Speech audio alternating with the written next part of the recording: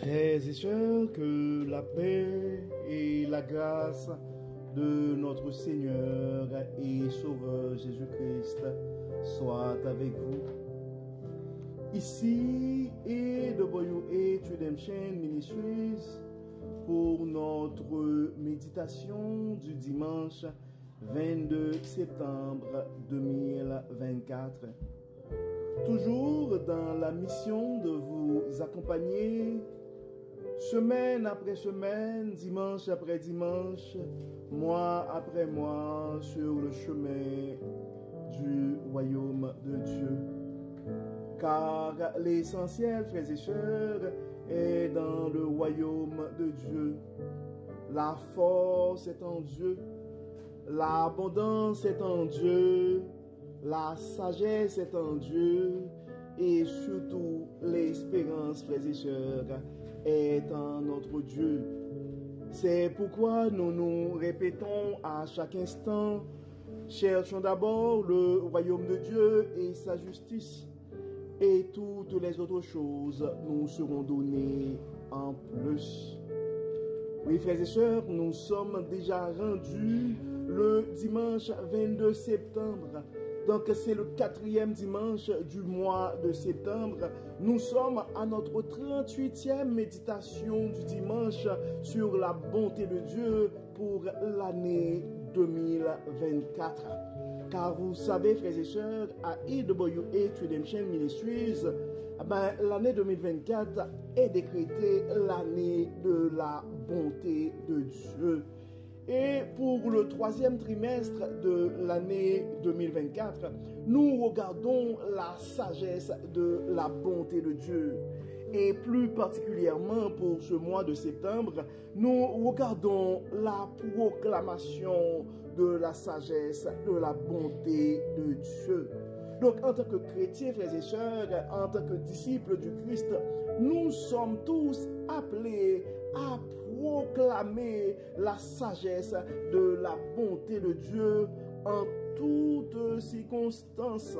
Oui, en toutes circonstances, frères et sœurs, nous sommes appelés à proclamer au monde entier la sagesse de la bonté de Dieu.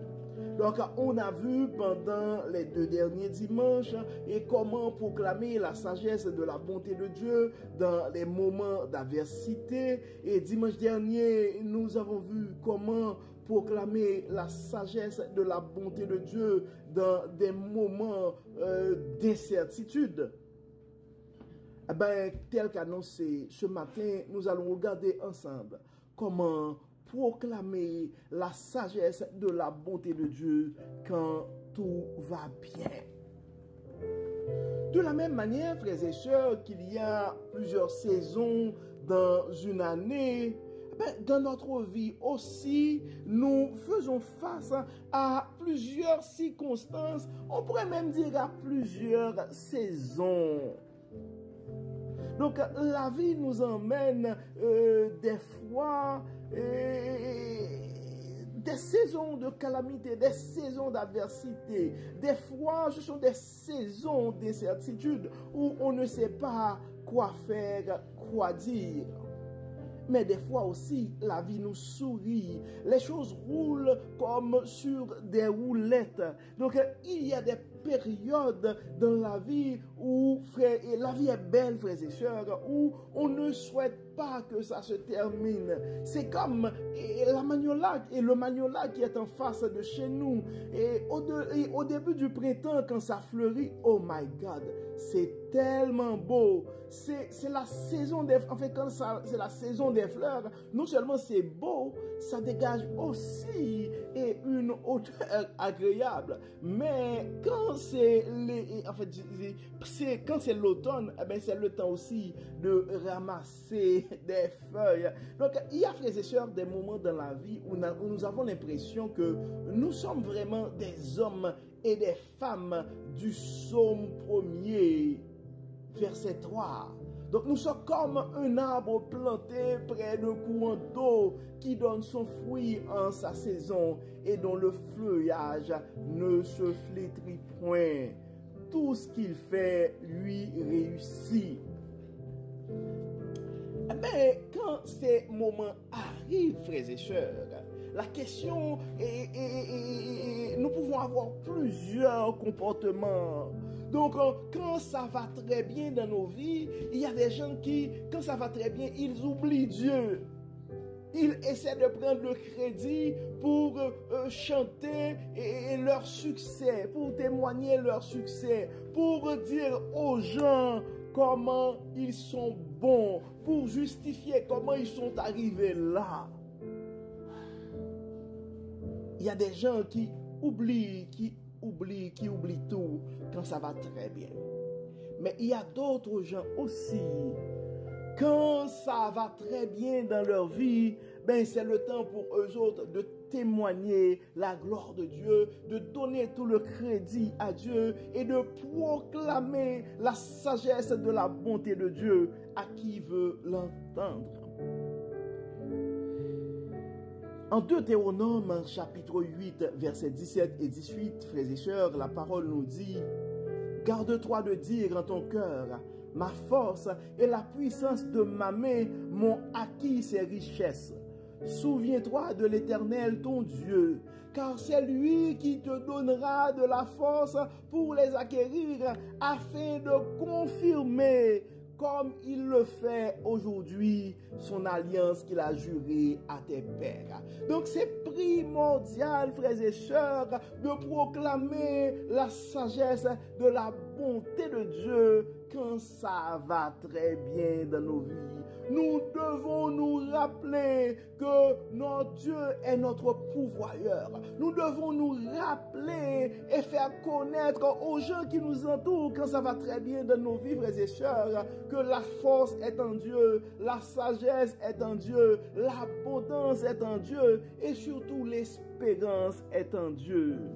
Oui, frères et sœurs, nous devons proclamer la sagesse de la bonté de Dieu, car notre témoignage pourrait aider quelqu'un d'autre à avoir plus de confiance en Dieu. C'est pourquoi en Psaume 116 et verset 12 à 14, le psalmiste dit « Comment rendrai-je à l'Éternel tous ses bienfaits envers moi ? J'élèverai la coupe des délivrances et j'invoquerai le nom de l'Éternel. J'accomplirai mes vœux envers l'Éternel en présence de tout son peuple. » Oui, frères et sœurs, nous devons élever la coupe des délivrances et invoquer le nom de l'Éternel. Nous devons accomplir nos vœux envers l'Éternel en présence de tout son peuple. Des fois, quand ça va mal, dans des moments d'adversité, dans des moments d'incertitude, on fait des promesses à Dieu, mais quand ça arrive, on est trop heureux, on passe tellement notre temps à célébrer, on n'a pas assez de temps pour remercier Dieu, pour élever la coupe des délivrances et invoquer le nom du Seigneur. On oublie qu'on avait fait des vœux à notre Dieu, où on se sent gêné, on se donne toute forme de prétexte pour ne pas témoigner pour Dieu. Donc dans le psaume 103, David nous donne cet exemple pour dire « Mon âme bénit l'Éternel, que tout ce qui est en moi bénisse ses noms. Mon âme bénit l'Éternel et n'oublie aucun de ses bienfaits. » Si tu es en train de vivre une belle saison dans ta vie ce matin, mon frère, si tu es en train de vivre le meilleur moment de ta vie ce matin, ma soeur, c'est le temps de ne pas oublier les bienfaits de Dieu. Donc, dans le verset 3, ça dit, c'est lui qui pardonne toutes tes iniquités, qui guérit toutes tes maladies. Je ne sais pas, quelques mois de cela, quelques années de cela, c'était quoi? Probablement tu vivais avec une forme de culpabilité. Dieu t'a libéré de cette culpabilité. C'est le temps de rendre grâce à Dieu parce que tu as été libéré. de cette situation. Probablement tu étais malade, maintenant c'est la pleine forme. Mais c'est le temps de rendre gloire à Dieu, frères et sœurs. Dans le verset 4, c'est dit, c'est lui qui délivre ta vie de la fosse, qui te couronne de bonté et de miséricorde. C'est lui qui rassasie de bien ta vieillesse, qui te fait rajeunir comme l'aigle. Oui, frères et sœurs, nous devons louer le nom de notre Dieu. Nous devons faire connaître aux gens comment notre Dieu est bon. Oui, il faut proclamer, frères et sœurs, la sagesse de la bonté de Dieu quand ça va très bien dans nos vies. C'est pourquoi dans le psaume 107, 1 et 2, ça dit louez l'Éternel car il est bon. Oui, sa bonté dure éternellement. Que les rachetés de l'Éternel le disent, ceux qu'il a rachetés du pouvoir de l'ennemi. Dieu t'a libéré de cette addiction. Maintenant, il n'y a plus d'anxiété. Tu es en train de vivre la meilleure saison de ta vie. Il n'y a plus de stress au niveau professionnel. Eh bien, tu viens de connaître, ou bien tu es en train de connaître ta meilleure année, les chiffres, mais ça rentre les chiffres. C'est le temps de rendre gloire à Dieu. C'est le temps de témoigner la bonté de Dieu dans ta vie. Oui, c'était compliqué les situations dans ton couple et maintenant tu arrives à trouver une terrain d'entente avec le conjoint. Maintenant c'est la réconciliation avec les enfants. Mais nous devons, frères et sœurs, rendre gloire à Dieu pour ses bienfaits envers nous.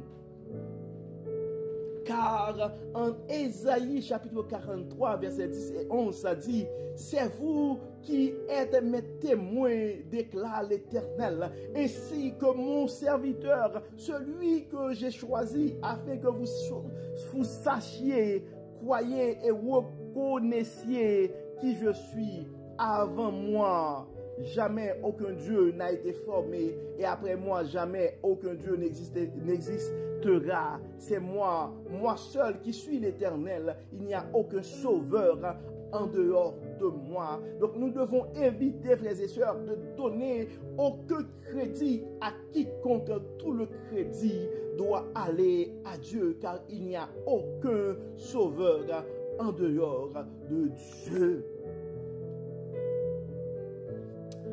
En Actes chapitre 22, verset 14 et 15, ça dit, le Dieu de nos ancêtres t'a destiné à connaître sa volonté, à voir le juste et à entendre les paroles de sa bouche, car tu seras son témoin devant tous les hommes de ce que tu as vu et entendu. Donc nous sommes tous des témoins. Nous devons témoigner et proclamer au monde entier la sagesse de la bonté de Dieu, frères et sœurs. Et on voit David, même quand il était roi, quand ça venait le temps de danser ou de rendre gloire à Dieu, eh bien, il n'était pas gêné à le faire, frères et sœurs. Mais il y a une chose. Nous devons quand même avoir une certaine sagesse quand nous témoignons les bontés de Dieu dans nos vies, frères et sœurs. Car en Colossiens 4, verset 6, la parole nous dit que votre parole soit toujours pleine de grâce et assaisonnée de sel, afin que vous sachiez comment il faut répondre à chacun.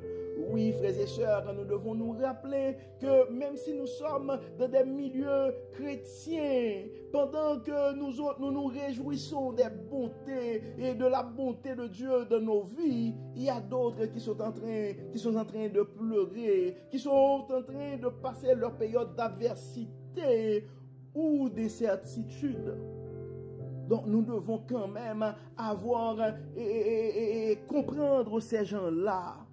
Parce que nos témoignages, même si des fois on les fait pour rendre gloire à Dieu, mais ça pourrait causer des fois des blessures pour d'autres frères et sœurs. Mais en Ésaïe 63, verset 7, et le prophète dit, Je rappellerai les bontés de l'Éternel, ses actes dignes de louange, tout ce qu'il a fait pour nous. Je dirai tous les bienfaits qu'il a accordés à la communauté d'Israël conformément à ses compassions et à la richesse de ses bontés. Donc nous, c'est quand même des fois, frères et sœurs, ça ne veut pas dire, nous ne devons pas prendre pour prétexte aussi, mais je ne vais pas témoigner parce que ça pourrait choquer les gens. Non, nous devons quand même modérer les choses pour ne pas blesser les gens, mais il faut rendre grâce à Dieu. Il faut rendre grâce à Dieu, pas de fausse modestie. Il faut rendre grâce à Dieu quand Dieu a fait pour nous de grandes choses, frères et sœurs, parce que la parole nous dit en Romains 10, verset 17, ainsi la foi vient de ce qu'on entend et ce qu'on entend vient de la parole de Christ. Parce que notre témoignage, ce que probablement quelqu'un va entendre ton témoignage, et c'est ton témoignage qui va porter cette personne-là à persévérer dans ces moments d'incertitude. C'est ton témoignage probablement qui va aider cette personne-là à persévérer dans ces moments de tristesse, dans ces moments d'adversité. C'est pourquoi, frères et sœurs, nous devons rester en prière et prier pour que le Saint-Esprit de Dieu, quand nous allons témoigner, soit avec nous. C'est pourquoi, en Éphésiens 6, verset 19, l'apôtre dit, priez pour moi afin lorsque j'ouvre la bouche, la parole me soit donnée pour faire connaître avec assurance le mystère de l'évangile. Oui, frères et sœurs, avant nos témoignages, nous devons prier, demander à Dieu de nous inspirer pour que nos paroles puissent motiver, aider les gens et non blesser les gens. Donc priez pour moi afin que lorsque j'ouvre la bouche, la parole me soit donnée pour faire connaître avec assurance le mystère de l'évangile. Éphésiens 6, verset 19. Parce qu'en fait, la fin, frères et sœurs, ce n'est pas la gloire à nous. Et la fin, ce n'est pas de montrer aux gens comment nous sommes bons. Mais la fin, en fait, c'est de montrer comment Dieu m'a manifesté sa bonté dans nos vies. Et en Ésaïe 12, verset 1 à 5, ça dit, ce jour-là, tu diras, je te célèbre, Éternel, car tu as été irrité contre moi, ta colère s'est détournée et tu m'as consolé. Dieu est mon sauveur, je serai plein de confiance et je n'aurai plus peur, car l'Éternel, oui l'Éternel, est ma force et le sujet de mes louanges, c'est lui qui m'a sauvé. Il n'y a pas un exemple mieux. Ce sont ces témoignages que nous devons donner, frères et sœurs, pour porter les gens à croire aussi. Donc ça dit, Ésaïe 12, verset, donc ça dit, ce jour-là tu diras, je te célèbre, Éternel. Donc nous n'allons pas célébrer notre intelligence. Nous n'allons pas célébrer nos talents. Nous n'allons pas célébrer nos contacts, nos relations, nos succès, mais nous allons célébrer le nom de l'Éternel, car tu as été irrité contre moi. Donc des fois, frères et sœurs, et quand nous, ça aussi, ça pourrait aider les gens quand nous proclamons la sagesse de la bonté de Dieu dans nos témoignages. Donc c'est quand même intéressant de montrer aux gens, voilà là où j'étais avant, et maintenant voilà où Dieu s'est rendu avec moi. Donc ça pourrait aider quelqu'un qui est en train de vivre une situation difficile à garder sa foi et à croire aussi que le Dieu des vallées est aussi le Dieu des sommets. Donc ça dit, ta colère s'est détournée et tu m'as consolé. Probablement il y a des gens qui sont en pleurs présentement. Il y a des gens qui sont la proie d'une grande angoisse ce matin. Donc un témoignage pareil va rappeler à ces gens-là que notre Dieu, c'est le Dieu de toute consolation. Oui, mon frère, oui, ma soeur, notre Dieu, c'est le Dieu de toute consolation. Dans ta peine, dans tes inquiétudes, dans tes adversités ce matin. Probablement, nous n'avons pas les mots justes pour te consoler. Probablement, nous n'avons pas des moyens pour renverser la situation.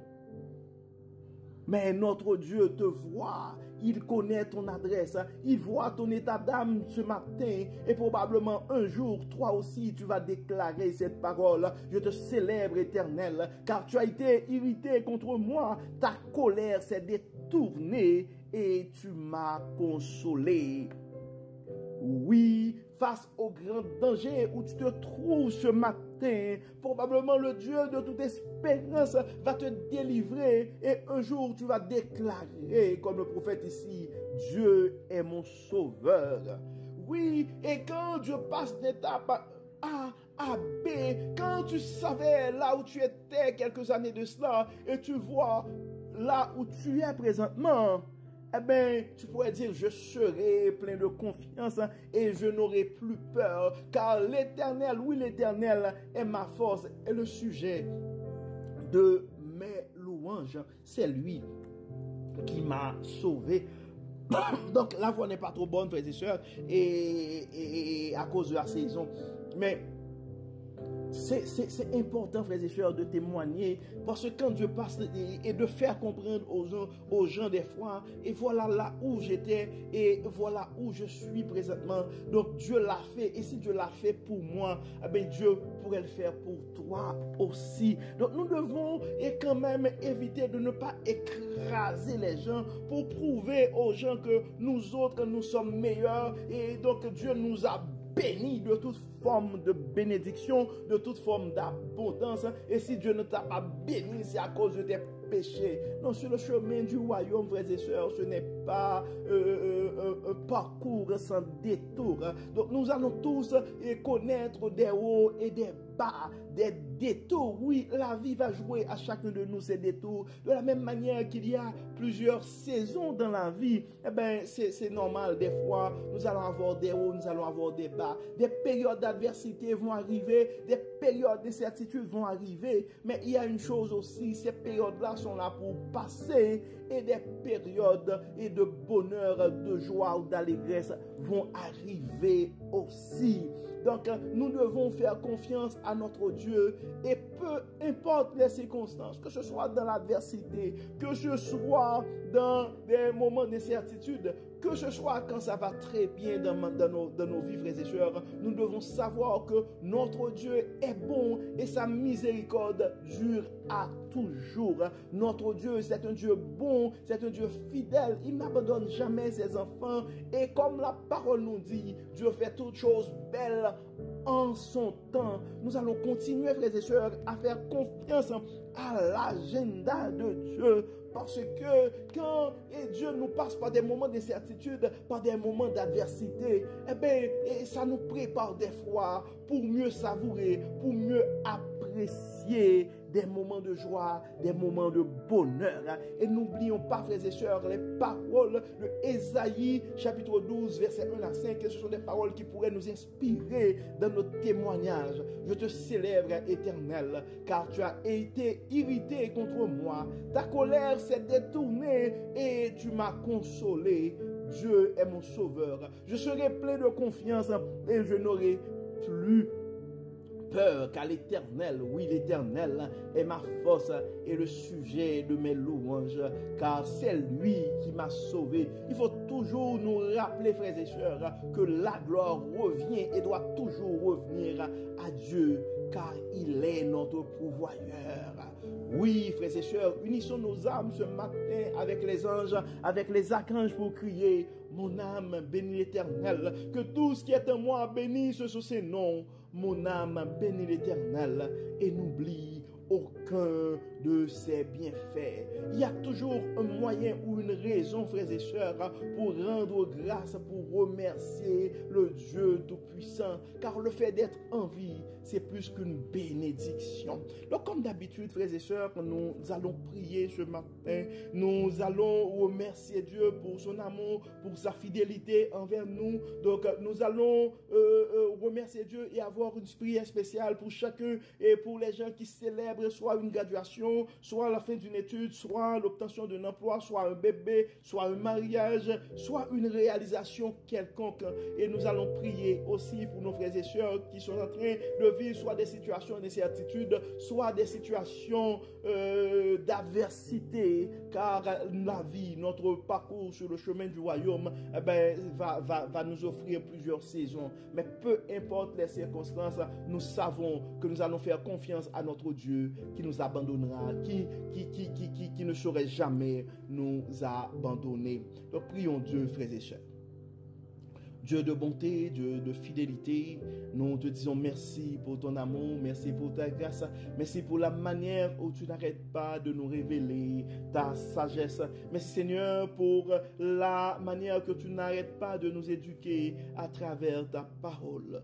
Dieu clément, Dieu de bonté, nous te disons merci pour tes bienfaits envers nous. Merci Seigneur pour ta fidélité, malgré nos manquements, tu n'arrêtes pas de nous bénir, tu n'arrêtes pas de pouvoir à nos besoins. Nous te remercions Seigneur et nous bénissons ton Saint-Nom pour chaque frère, pour chaque sœur qui célèbre une réalisation aujourd'hui ou pendant cette semaine. Beaucoup d'entre eux, c'est un anniversaire de mariage. Beaucoup d'entre eux, c'est un anniversaire de naissance. Beaucoup d'entre eux, probablement, c'est un bébé qui est né.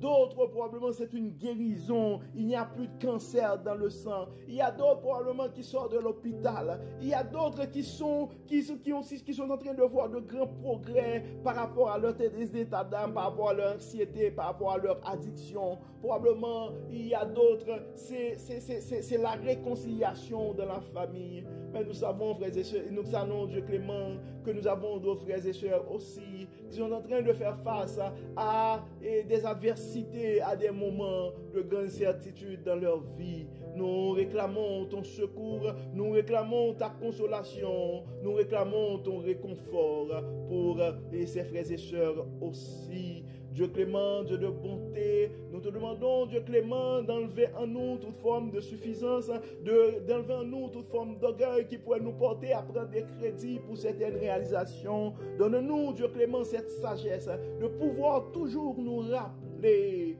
que toute gloire est à toi. Et aide-nous, Seigneur, à toujours nous rappeler que tu es notre pourvoyeur, tu es le guérisseur par excellence. Et nos louanges devraient aller à une seule personne, à toi, le grand Dieu Tout-Puissant. Dieu de bonté, Dieu de miséricorde, pardonne-nous, libère-nous de tout ce qui n'est pas de toi. Enlève-nous toute forme d'arrogance, enlève-nous toute forme de jalousie, enlève-nous toute forme d'orgueil. Permets que ton Saint-Esprit puisse nous remplir.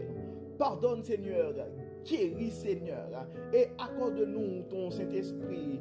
Et fais, Seigneur, que ton Saint-Esprit soit vivant en nous. Guide-nous et accompagne-nous, Dieu clément. Au nom de Jésus, nous prions. Amen. Amen. Frères et sœurs, nous arrivons au terme de notre méditation pour ce dimanche 22 septembre 2024.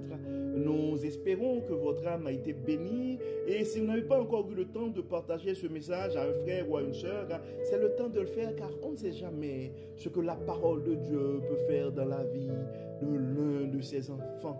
Donc d'ici là, frères et sœurs, nous vous souhaitons un très bon dimanche sous le regard du Dieu Tout-Puissant. Que le Seigneur nous bénisse, que le Seigneur nous protège, qu'il nous accorde sa grâce et sa paix. Au nom de Jésus. Amen. Amen. Encore une fois, bon dimanche et bonne semaine, frères et sœurs. Et à demain pour notre dévotion matinale. Bye bye. Bye bye.